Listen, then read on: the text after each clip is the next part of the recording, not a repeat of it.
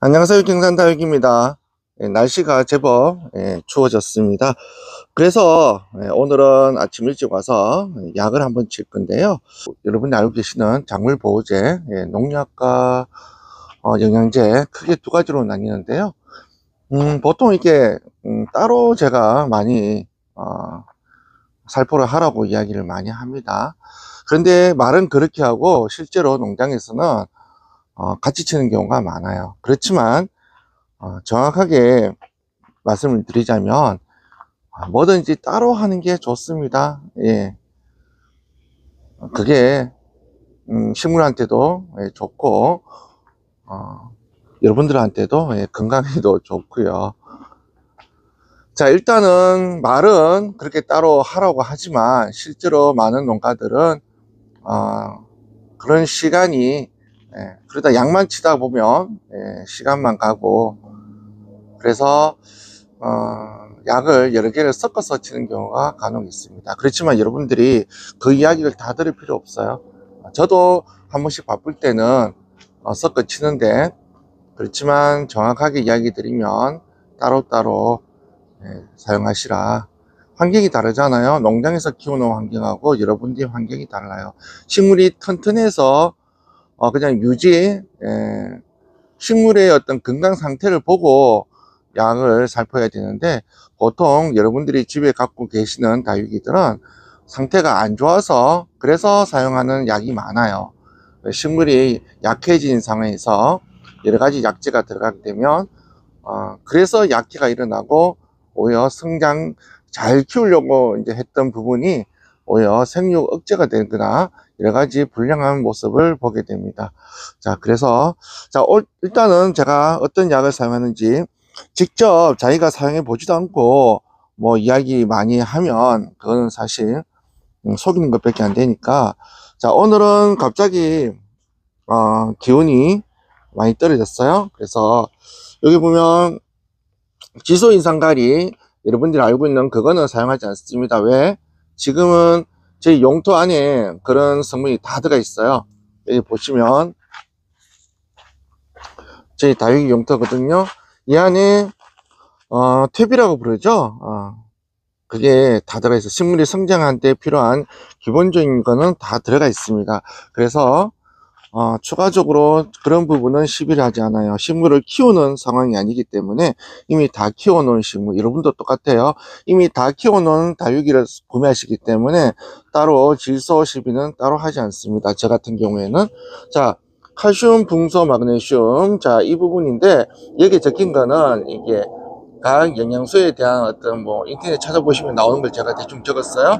자, 칼슘이 부족하면 이제 노란잎이 나와요. 노란잎이 속잎부터 나오는 경우가 있고, 밖에서부터 노란 경우가 있는데, 보통 칼슘 결핍은 속잎부터 노랗게 나오죠. 여기 마그네슘은 보통 겉에잎부터 노래지는 경향이 있는데, 그래서 이거는 뭐 낮은 온도 아니면은 물을 잘 안 주시는 경우, 저처럼 농장에서 물을 많이 준 농장이 아니고 물을 진짜 건너뛰는 농장, 용토가 건조할 경우, 그래서 뿌리가 생육이 좀 약할 경우, 뭐 여러 가지가 있는데 그냥 칼슘, 붕소, 마그네슘을 치는구나.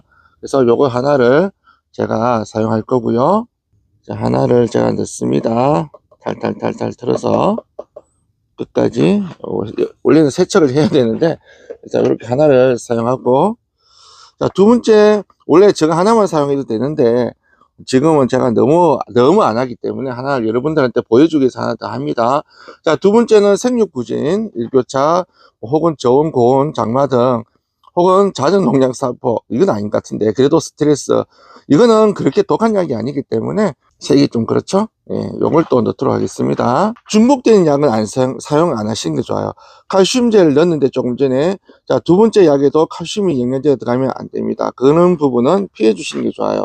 자, 이거는 미량 요소 비료가 아니기 때문에 제가 넣습니다. 같은 미량 요소면 제가 넣지는 않는데, 밑에 조금 깔아앉아 있죠?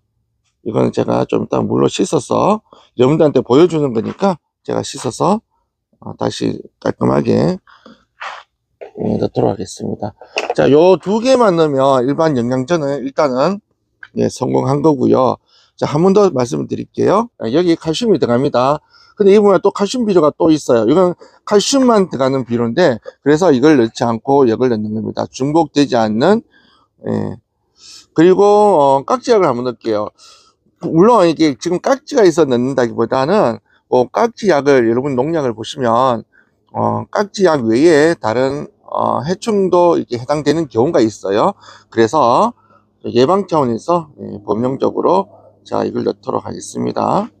보통 약 처방은 일회성으로 그치면 안 되고요, 2, 3회씩 나눠서 하셔야 됩니다.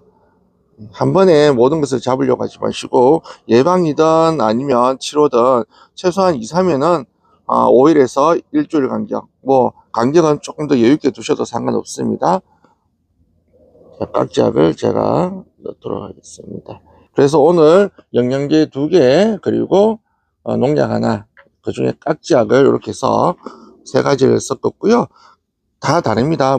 중요한 거는 농도예요. 그리고 하나가 더 남았네요. 여기 보시면 목초액을 또 넣도록 할게요. 목초액은 약방의 감초처럼 항상 제가 넣고 있으니까 목초액을 넣도록 하겠습니다. 너무 많죠? 너무 많이 들어가요. 대신 항상 여러분들은 이렇게 하지 말라고 제가 하는 겁니다. 저는 이렇게 해도 여러분들은 이렇게 하지 마세요. 농장이니까 가능하고 묵은 상태를 제가 보고 하기 때문에 가능한 겁니다. 제가 이렇게 하니까 여러분들 하세요 하면 항상 문제가 생깁니다. 그죠? 그러니까 저는 그렇게 하지만 여러분들은 다 따로따로 치시면 좋겠고요. 영양제 같은 경우에는 중복되지 않으면 같이 사용해도 됩니다. 지금 총 4가지를 썼겠죠? 그러면 그만큼 농도가 진해지는 겁니다. 그래서 이 중에 예를 들어서 살균제를 치시면, 혹은 살충제를 치시면 목초액하고 하셔도 되고, 혹은 영양제 둘 중에 하나만 이렇게 하세요. 이렇게 4가지를 다 섞는 건 좀 무리고요. 사실 목초액은 이 안에 해당되지 않다고, 목초액은 사실 어느 쪽에 붙어도 상관이 없습니다. 여기 붙으나 여기 붙으나 이게 붙으나 상관이 없는데, 살충제하고 살균제가 있어요. 여기 보면 살균제가 있네. 어디 갔지? 여기 있구나. 살균제가 있는데, 이게 살충하고 살균은 같이 안 하시는 게 좋아요. 자, 이렇게 해서 장황하게 설명을 드렸는데, 다시 한 번 더 결론을 말씀드리자면은, 저는 그렇게 해도 여러분들은 그렇게 하지 마시고, 살충 살균은 같이 하지 마시고, 가능하면, 그리고 영양제는 중복되는 영양제는 사용하지 마세요. 그리고 정확하게 제가 여러분이 무엇을 어떤 영양제에 어떤 효과가 있는지 알고 하셔야 된다는 겁니다. 그래서 제가 정확하게 설명했는데, 한 번씩 보면 어떤 약을 쳐야 될까요? 무슨 약을 쳤어요? 했는데 제가 물어봅니다. 무슨 약을 치셨어요? 성분이 뭔가요? 하면 대부분 모르세요. 약해를 입었는데, 그럼 그 약해 입은 약은 무슨 약을 뭐 때문에 쳤는지도 모르고, 그냥 누가 주더라, 혹은 어디가 좋더라 해서 그냥 치는 것 외에는 뭘 쳤는지도 본인도 모르는 상황에서 약을 구매하시고 사용하시는 경우가 너무 많아요. 상담 자체가 되지가 않습니다. 반대로 지금 식물 상태에 대해서 어떤 상태에서 어떤 약을 쳐야 되는지 차라리 그게 나아요. 성장이 안 되고 있다. 사장님, 물건을 제가 여기서 구매하든 딴 데서 구매했는데 뿌리를 못 내리고 있다. 한 달이 지났는데, 그럼 거기에 맞춰가 또 해야 되고, 원인을 찾아야 되고, 혹은 뿌리는 잘 내리는데 다른 애들 잘 크는데 얘가 안 커. 혹은 지난 여름에 깍지약을 정말 많이 줬어요. 막 당붓기도 하고 씻기도 하고 깍지약 갖고 애들 완전히 파티를 불렸다. 그러면 가을에 애들이 안 커져. 그러면 어떤 약을 쳐야 될까요? 이렇게 구체적으로 잡아가야 되는데, 그냥 좋더라 해서 그냥 이게 좋더라, 혹은 카드라 하는 어떤 그런 식의 방제는 안 하는 것보다 못해요. 차라리 좋은 용토를 사서 깨끗한 물 주는 게 훨씬 나을 수도 있습니다. 참고로 용토를 이제 요즘 구매를 많이 하시려고 하는데, 이제 용토를 안 팔려고 마음을 먹었어요.